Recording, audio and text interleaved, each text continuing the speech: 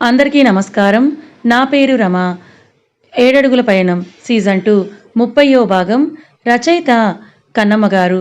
మను call చేయడంతో దివి phone ring అవుతూ ఉండడంతో దివికి మెలకు వస్తుంది.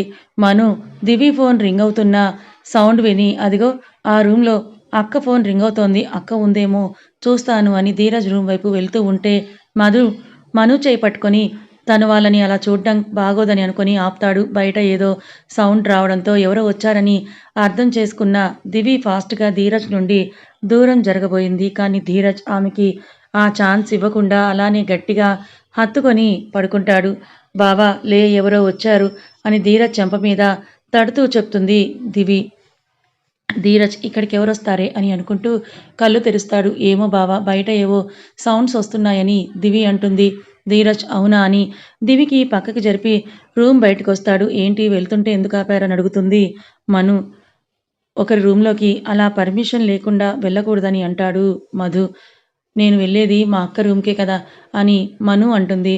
మధు అది ఎవరిదైనా సరే అని అంటూ ఉండగా ధీరజ్ ఎవరు అని అంటూ బయటికి రావడం చూస్తాడు. అతను రావడం చూసి మను చేయి వదలగానే హాయ్ బావా అని గట్టిగా అరుస్తుంది మను. మనుని అక్కడ చూడగానే షాక్ అవుతాడు ధీరజ్. రూమ్లో ఉన్న దివి మను అరుపు విని మను వచ్చిందా అని కంగారుగా అనుకుంటూ టెన్షన్ పడుతూ ఉంటుంది. మధు ఏమీ మాట్లాడకుండా దివి కోసమే చూస్తూ ఉంటాడు. బావా నువ్వు ఈరోజు డ్యూటీకి వెళ్ళలేదా అని అడుగుతుంది మను.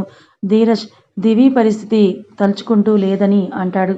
అతని ఫేస్లో కంగారు కనిపించడం మధు చూస్తూనే ఉంటాడు. దివికి ఏం చేయాలో తెలియక డ్రెస్ సరిచేసుకొని ధీరజ్ రూమ్ నుండి వెనుక డోర్ ఓపెన్ చేసుకొని లాన్లోకి వెళ్తుంది.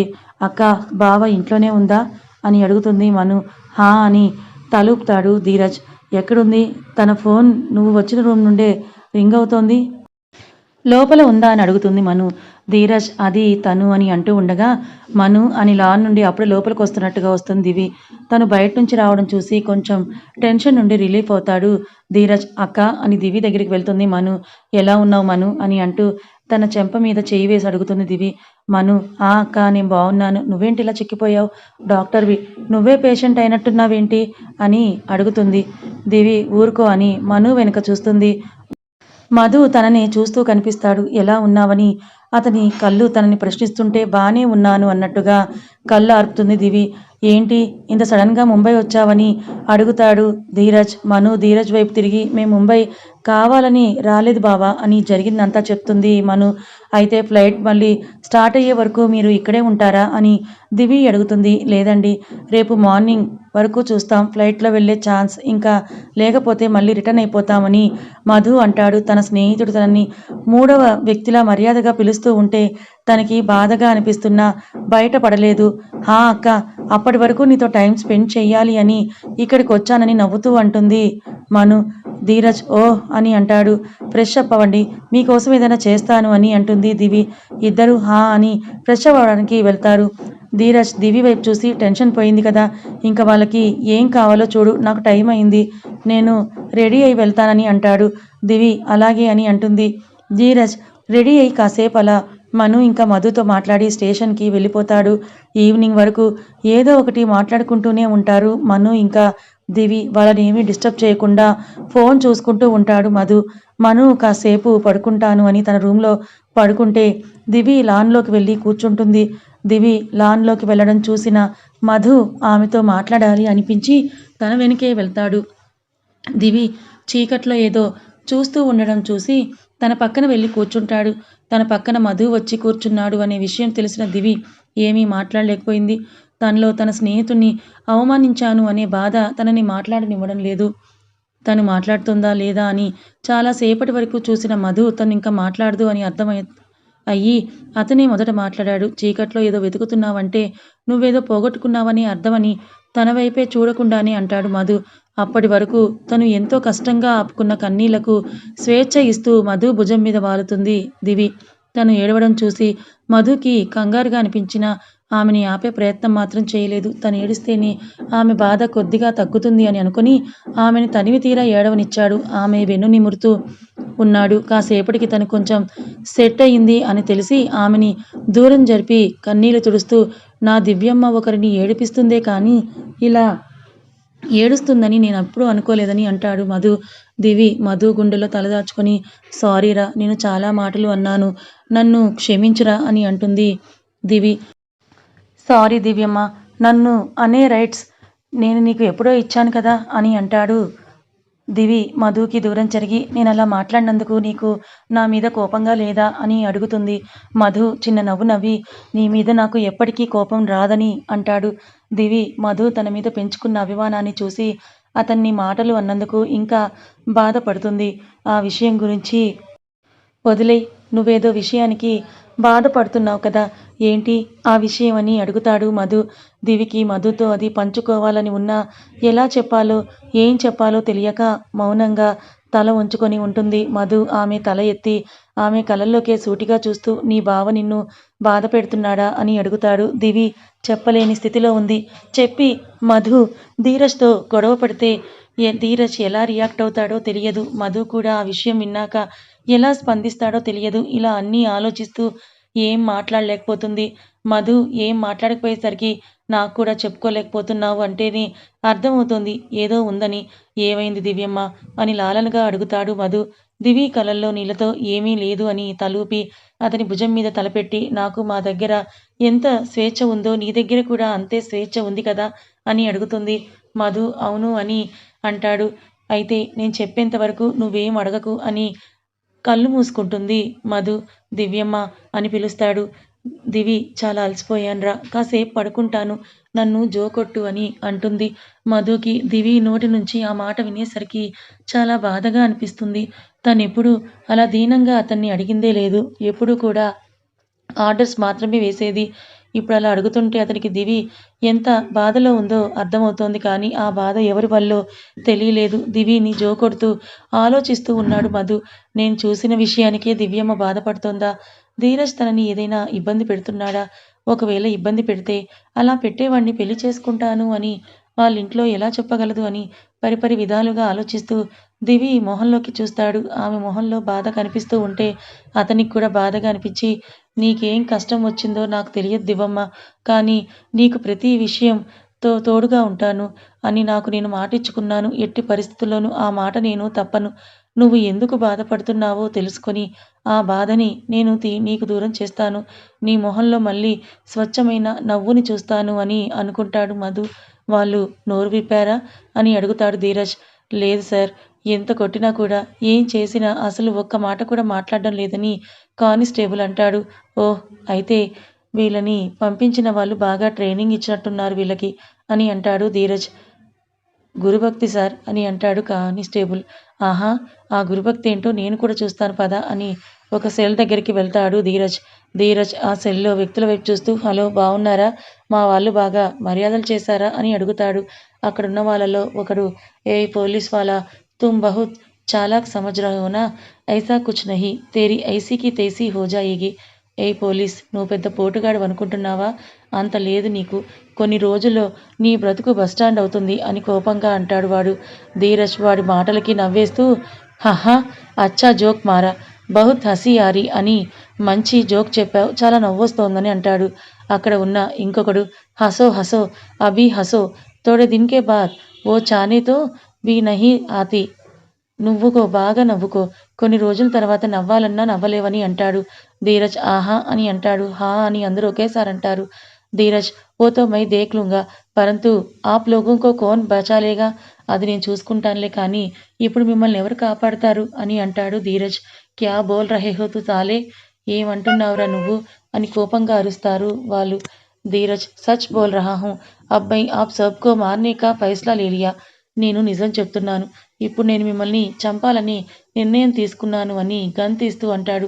ఆ మాటకి అందరూ కూడా షాక్ అవుతారు. చాలాసేపు మధు ఆలోచిస్తూ ఉంటారు. ఇంట్లో ఏదో సౌండ్ వినపడి మను లేచింది అని అర్థం చేసుకొని దివిని అతన్ని అలా చూస్తే బాగోదని ఇష్టం లేకపోయినా దివిని లేపుతాడు. దివి మధుకి దూరం జరిగి ఏమైందని అడుగుతుంది. దానికి మధు మీ చెల్లొస్తోంది అని అంటాడు. దివి ఓ అని అంటూ ఉండగా మను అక్కడికి వచ్చి ఏంటి మీరిద్దరు ఇక్కడ కూర్చున్నారు అని, ఇంట్లో ఎవరూ లేకపోయేసరికి నన్ను వదిలేసి మీరంతా వెళ్ళిపోయారనుకున్నాను అంటుంది. అంత అదృష్టం కూడానా అని అంటాడు మధు. ఆ మాటకి దివి ఆశ్చర్యంగా చూస్తుంటే మను ఏమన్నారు అని చుర్రుగా చూస్తూ అంటుంది. నిన్ను వదిలించుకోవాలంటే రాసిపెట్టుండాలి అని అంటున్నాను. మాకంతటి అదృష్టమా దేవుడు రాయలేదులే అని అంటాడు మధు. మీకు నేనంత వేస్ట్‌గా ఉన్నాను అని అనిపిస్తోందా అని కోపంగా చూస్తూ అంటుంది. అది వేరే చెప్పాలా? పాపం మీ వాళ్ళు నిన్ను ఎలా భరిస్తున్నారో ఏంటో. అప్పుడప్పుడు తలుచుకుంటుంటే జాలేస్తుందని అంటాడు మధు. మను ఏంటి నన్నంత మాట అంటారా అని మధు దగ్గరికి వెళ్ళి కొడుతూ ఉంటుంది. మధు అలా ఫ్రీగా ఒకరితో మాట్లాడడం దివి ఎప్పుడూ చూసిందే లేదు. అలాంటిది మనుతో మాట్లాడుతూ ఉంటే తనకి చాలా ఆశ్చర్యంగా ఉంది. ఏయ్ మను, పిచ్చా నీకు? తాకుతుంది వదులు అని అంటూ ఉంటాడు మధు. మరి నన్నెందుకలా అన్నారు అని అంటుంది మను. నిజం చెప్తే నీకు కోపం వస్తుందని నాకేం తెలుసు అని అంటాడు మధు. అక్క చూడు మధు గారు ఎలా మాట్లాడుతున్నారు అని అంటుంది మను దివి వైపు చూస్తూ. చూస్తున్నానని మధు వైపు చూస్తూ అంటుంది దివి. అప్పటికి గాని మధుకి అర్థం కాలేదు దివి వాళ్ళనే చూస్తోందన్న విషయం. మధు దివి వైపు చూస్తూ నాకు అర్జెంటుగా కాల్ మాట్లాడుతుందని చెప్పి అక్కడి నుంచి ఇంట్లోకి వెళ్ళాడు. మను అతని వింత ప్రవర్తన అర్థం కాక ఈ నింతేలే అని అనుకుని దివి వైపు చూస్తూ అక్క బావ ఇంకా రాలేదా అని ధీరజ్ గురించి అడుగుతుంది. బావ మధ్యరాత్రి వస్తాడని అంటుంది దివి. అయితే నువ్వు అప్పటి వరకు పడుకోకుండా ఉంటావా అని అడుగుతుంది మను. లేదు మను, నేను పడుకుంటాను, నాకు హాస్పిటల్ వెళ్ళే వర్క్ ఉంది కదా అని అంటుంది. పెళ్ళయ్యాక నీకు కష్టమే అక్క అని అంటుంది మను. దివి దేనికే అని అయోమయంగా అడుగుతుంది. బావ రాత్రులు ఇంట్లో ఉండడు, నువ్వు పగలు ఇంట్లో ఉండవు, ఇంకా కష్టంగా కాకుండా ఇంకెలా ఉంటుంది అని అంటుంది మను. దివికి అప్పుడు తను మాట్లాడుతుందో అర్థమయ్యి ఏయ్ మను, ఏంటి ఆ మాటలు? చిన్నపిల్లవి, చిన్నపిల్లలా ఉండు, అతిగా మాట్లాడితే కొట్టేస్తాను అని సీరియస్గా చెప్పి అక్కడి నుంచి ఇంట్లోకి వెళ్తుంది. మను దివి వెళ్ళిన వైపే చూస్తూ ఇప్పుడు నేనేం తప్పుగా మాట్లాడానని అక్క అంతలా సీరియస్ అయ్యింది? ఉన్నదే కదా నేను మాట్లాడాను. అయినా నేను చిన్నపిల్లనేంటి? అక్కకి సరిగ్గా కనిపించడం లేదనుకుంటా. ఈ మధు గారు కనుక కరెక్ట్గా ఉండి ఉంటే ఇప్పటికీ పెళ్ళి నెల కూడా తప్పేదాన్నేమో. ముందు ఈయన సంగతి చూడాలి.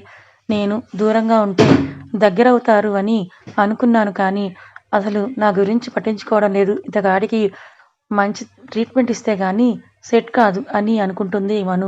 ధీరజ్ ఫస్ట్ కిస్కో మారు, తుమ్కో తుమ్కో, ముందు ఎవరిని చంపాలి, నిన్నా లేదా నిన్నా అని గన్ను ఒకరికి గురిపెడుతూ అంటాడు ఆ గ్యాంగ్ లీడర్. రే సారే, తుమ్ హమ్కో మారేగా తో బహుత్ పస్తాయేగా.